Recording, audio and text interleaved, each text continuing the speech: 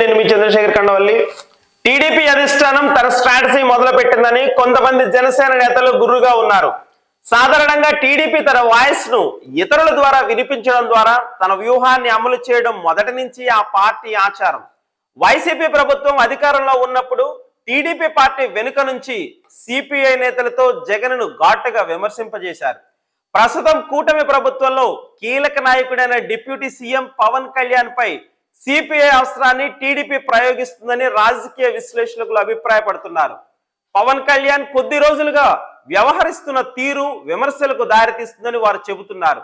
Deputy సీఎంగా బాధ్యతలు విస్మరించి గుళ్ళు గోపురాలు తిరుగుతూ ఏం చేస్తున్నారో ఆయనకే తెలియదు అనే చర్చ కూటమి నేతల మధ్య జరుగుతోంది. ఈ నేపథ్యంలో పవన్ కళ్యాణ్ పై సిపిఐ నాయకుడు రామకృష్ణ తీవ్ర విమర్శలు చేయడంతో ప్రాధాన్యత సంతరించుకుంది.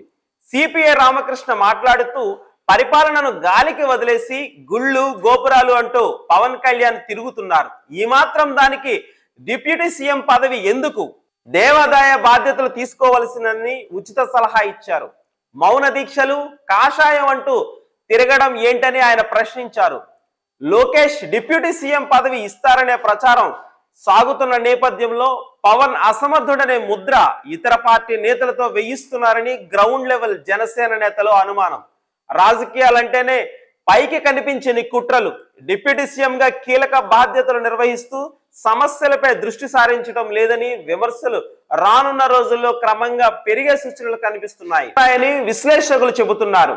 ఇవన్నీ లోకేష్ కోసమే అని జనసేన నేతలు అనుకోవడంలో తప్పు లేదు. మరి పవన్ కళ్యాణ్ మనసులో ఏముందో తెలియాల్సి ఉంది. ఇకపై పవన్ టార్గెట్ గా రాజకీయం ఉండే అవకాశాలు మెండుగా కనిపిస్తున్నాయని విశ్లేషకులు అభిప్రాయపడుతున్నారు.